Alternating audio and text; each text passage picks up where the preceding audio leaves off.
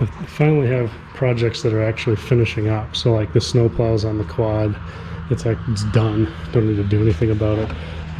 Pick that Jeep up, it runs. We'll make it run better in the spring. Just knowing it runs is enough for me. And I actually got the rest of the tile for the bathroom in, so that got installed this morning. All I have left to do is grout it, but that won't be till Tuesday, so we can focus on the car for a while. Finally, interior needs to come apart. Dash needs to come off. Oh, Grant's here. So started working on that, but really I'll probably pull the seat so I can get the console out. I think I need to pull the seat for that, but I'll need to be able to drop the shifter. I need the console out to get the dash out, I think, and then wiring harness. It'll be easy. Quick progress update. It looks like a mess. It always looks like a mess because it's wiring, and that's what it does, right? That's why it intimidates people. But don't be scared, right? We know what everything does. Like all this stuff, right? It goes to the rear of the car. Easy. This says IMO, so this must be my immobilizer. Clearly we want to keep that. I think we can just leave it attached. Everything else is just, it's on its way, right? Everything's hanging down, and then I'm eyeballing, you know, these guys to go through the firewall because they're the ones that we need to pull in one direction or another. And it looks like this cluster of bullshit comes up into this cluster of bullshit. So I think we're probably going to want to pull from the engine bay into the car, I think. But realistically, yeah, I label this to rear, but this is going to be everything, like literally everything that's in the rear of the car. It probably has the door switches for the rear doors, right? Window up and down. Do they have lock buttons back there? Nope, just window. But there are power locks, so there's going to be power for the locks on this. It's going to be the fuel pump. There's going to be everything on the tail lights, right? Running lights, brake lights, reverse light, the center light in the rear. Just all kinds of stuff, and we'll be able to look up what they actually do in a manual, right? All those wiring diagrams exist. We'll have to buy it. It's going to be better to just buy one for ourselves instead of looking all over the internet, but I'm clearly not going to strip all the wiring like I did in the other car. And we have a nice big pigtail, so we can wire in the things that actually matter as we go, and at the lengths that we need. So, but realistically, to get the engine in and to get it running, we need the immobilizer box, we need the cluster, and we need the wires that attach to the engine with the ECU and ignition and stuff. So it should be pretty easy to get it firing, and then the rest of the stuff are just luxury items. Since the last time I worked on this, every single night I bring the kid home, and the wife gets home from work after dark, and I get annoyed and I don't want to come out here and have to use flashlights. So got out of work early enough today, fortunately, that I can get some work done before I need to go pick him up from daycare. So I am down to just this one cord going through the firewall to stuff, right? We kind of need to cut that apart and trace it and see if it disconnects easily from the fuse block. Hopefully it does. If it doesn't, it's gonna be a real pain in the butt. I think to make more space, I'm gonna go ahead and reach down there and undo the steering column, because we don't have the wheel on anymore. We're just gonna have to hand turn the car to get it up on the trailer. So get the steering column off, get the pedals off, get the brake booster off, and the clutch things. You know, there's a couple things we can peel out of the way that'll make our job a little easier. So here's a fun one. Look at, so this guy right there, right? Haven't taken him off yet. See that blue bolt? Should be a 13. This wiring harness is strapped to the support beam all the way across. There's a bunch of bolts and a bunch of dumb spots and like places you have to unhook it. And then you tug on it like crazy and you realize there's still one bolt holding it on that goes from the whole other side of the car. So, you know, it's the first time I've had one of these dashes out. So, yeah, of course I'm gonna find something strange, right? Which maybe it's not so strange. It's only on the driver's side. That's a nice, yeah. You know, I see a bolt like that, it's going in the keep pile, right? So this is where I end up with all these bins of crap. Instead of putting it away in my bolt bins, as I find ones just like, oh, these would be nice to have around for 10 years and never use. Just put them in a pile and jam them in a cup. All right, I got that bar out. Took a little bit more prying, and there are a couple wires still attached, especially, oh, don't lose my marker and my tape. like this area, right? A lot of this stuff is all still strapped together. Now, it's a lot easier to get to the wiring stuff. We're gonna have to, we'll pull a few things across, like the HVAC things we don't really need, but it'll be nice. Like, I'd rather have it and then get rid of it later. There's actually a lot of this wiring harness that we don't need. Here's one mystery thing, right? So see that yellow under there? Yeah. So the wire that goes to whatever the hell that is. I don't know what it is. It's got like a shieldy thing on top. There's part of me that's like, oh, it's HVAC, but it doesn't go with the rest of the HVAC stuff. Like it might be some kind of module that controls airbags, which we wouldn't need, right? It's odd that it's stuffed way underneath there. So I'd like to get it out if I can. I can feel a bolt on the right side, so we'll see. Yeah, you hate to leave it in there and find out you need it, and it's like $200 on eBay or something. Some good news, that is the airbag module down there, which means we don't need to worry about any of that wiring because we're not doing airbags. So get our trusty cutter out. It doesn't like that thread stuff. There we go. And we'll just label this like all the other stuff that we don't care about, you know, airbag module. And then I know when I pull this apart in the garage in the light that I can remove all of those wires all over the whole system. So I think that's it. So like everything is detached except for what goes through the firewall. So poked around a bit online, and what we're going to find out after I get the pedals out is that underneath here there's a whole panel that bolts in place, and this guy cut out, you know, around the corner basically where the clutch pedal is, and pop that panel off, and has a slot that the harness slips through. So this is never intended to separate, right? They pass it through this area, and when they put that panel in, it slides through, and then they put the seal in place. So yeah, that clutch pedal came out all by itself, which is great. And I'd like to use these pedals in the Mark II, but it's not that easy, right? They don't just bolt right up. So having them separate might make it easier. I think I shouldn't think, I should just do. All right. Yeah, it worked. I took all of them off, but it's just that 4 that hold it, and there's something, you know, somehow break things. Do I have to take like some pins out? I don't fucking know. I thought it would just come apart. Apparently I was mistaken. Take a minute, I'll look that up, because, you know, all this stuff someone else has done before. There's going to be something out there that'll tell us. Okay, so internet speak talks about what a just horrible pain in the rectum this is, and it is. So what I did, because I have more room and I wanted to see, is I took the pedal off, right? So now we can see down in there. What you have is a ball.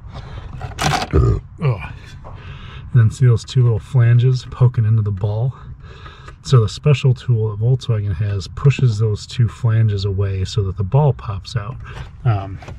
People have tried many methods, including brute force, which risks breaking those. And I don't want to have to try to track down that little white thing, so I think the solution here is just going to be to poke some screwdrivers down in there and get those to separate, and then the ball should just pop out. So, should. The famous last words. There's nowhere to really put a tripod or anything, so I don't think, well, I'll try to get it on film.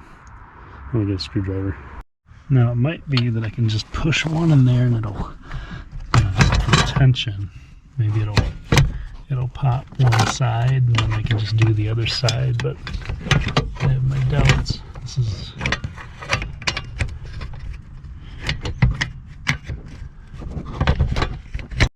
okay, so with 2 hands, one holding the pedal, I was able to pop that one side down, so making progress. So as you can see, I became upset and decided to break it out. So whatever, all we gotta do is see if one of these plastic things is in existence, or maybe we can get a whole pedal for a couple dollars. I don't care. We're wasting time, we're wasting sunlight, and I'm sick of it. So go hang out with your dumb friends. Get this fucking harness out of here. Stupid pedals. stupid pedals, stupid brake stuff. Like, it's just so aggravating, right? This summertime, I would have daylight until 10 p.m. Now it's not even 5 and the sun is going down. Just get, come on. Oh, would be nice to use that Mark IV booster though. It's not all rusty. If I decide to go with the Mark II stuff, I'll just have to buy a new booster. Maybe. I don't know. Okay, here's that panel, right? And I'm wondering if I don't just try to take the whole thing off. So the only thing that sticks through from the bottom is the steering rack's little shaft thingy, and then we have, you know, this seal, and this comes off.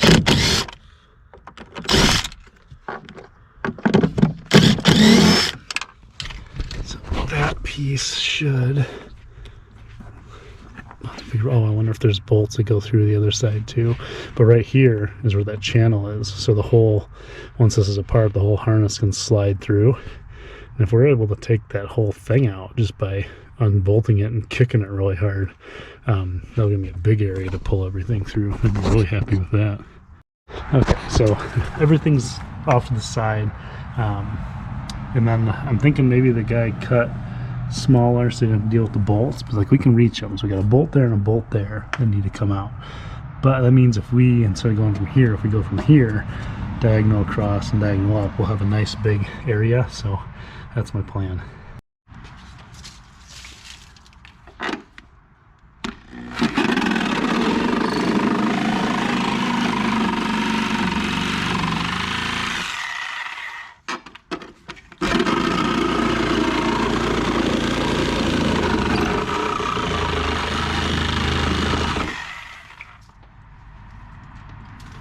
Okay, so that out of the way. Like up here, you think with that kind of leverage, right? Like it's not really flexing the top, it just peels away what's not glued down. Like, come on.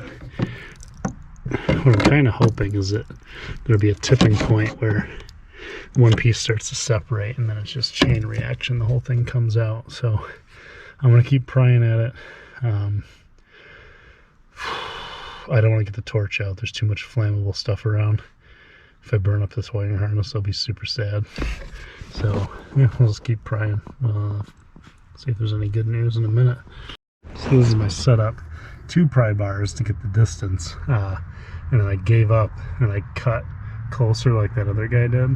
I'm hoping to get the other strip out, but it's a lot easier to get this to peel when it's not trying to peel a huge section. So that may be why he did it, or just dumb luck on my part, probably just more dumb. So that's how it goes.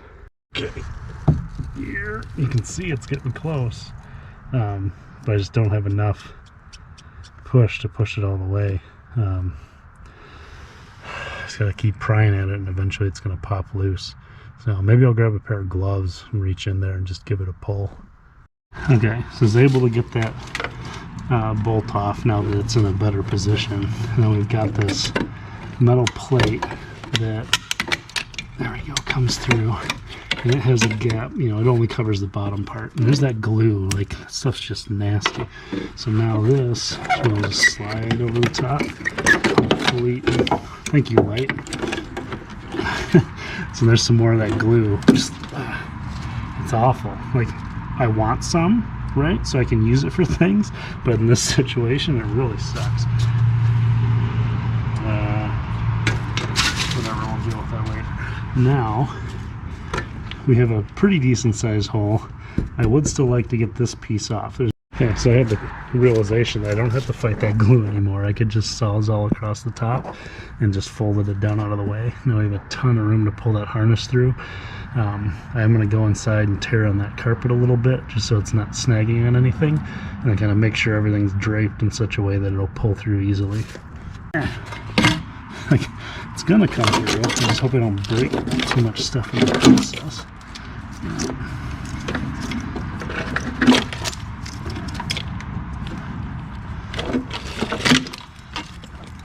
No, whoops. Well, we don't care about that. Now, And this is the part where I go inside and look.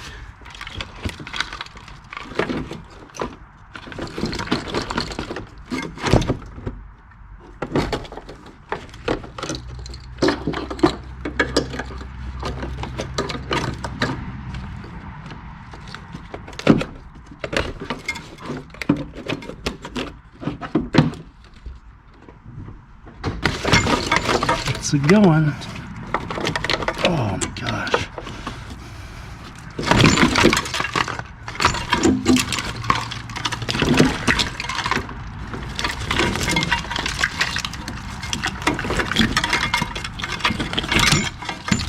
Ooh, I think that's it.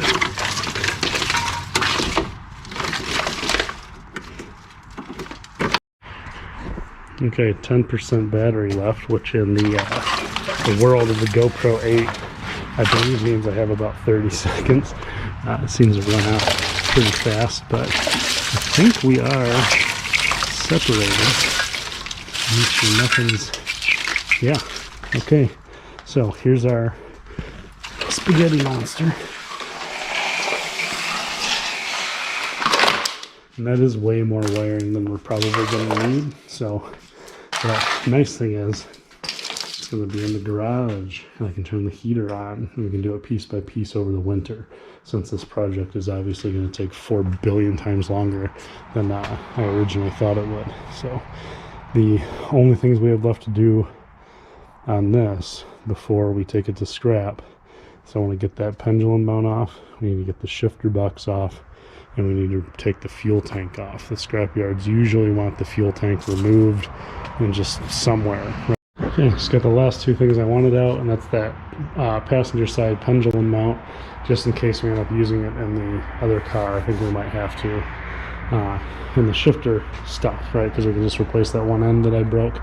We'll be good to go on that. Now, I had wanted to take like the fuel sending unit and the lines, but at this point, it's too much of a pain in the butt, right? Like scrap guy's gonna come on Saturday and give me cash for the thing, which is great. And I explained to him its condition, and that like there's an engine in the trunk and transmission in the back seat from a different car and all that kind of stuff. Because originally they offered me over $300 for it, which was kind of surprising, because scrap prices aren't really that high. I think it's that there's a couple high value items that they strip, like the catalytic converter and whatnot. So he's like, well, if there's not a cat and you know, stuff's all over the place, we could probably do 150. There's part it's like, well, at my best guess, last time I scrapped a car a couple of years ago, the prices are similar.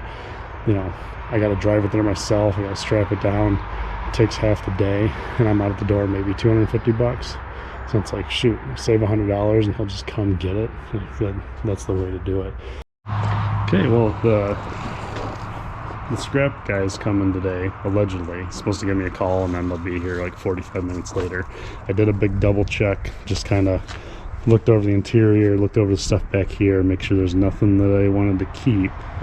It's too dark. So somewhere out there is that Jetta still. So the scrap guy didn't pick it up. I called the number again, and it sent me to a different company. It sent me to parts.com instead of the local scrap guy. So I think when they're closed on the weekend, they have an answering service, and it just goes somewhere else. So I'll give them a call on Monday and ask why the truck didn't show up, if I can even get a hold of the same guy again. Hopefully I can get a hold of them and get something scheduled.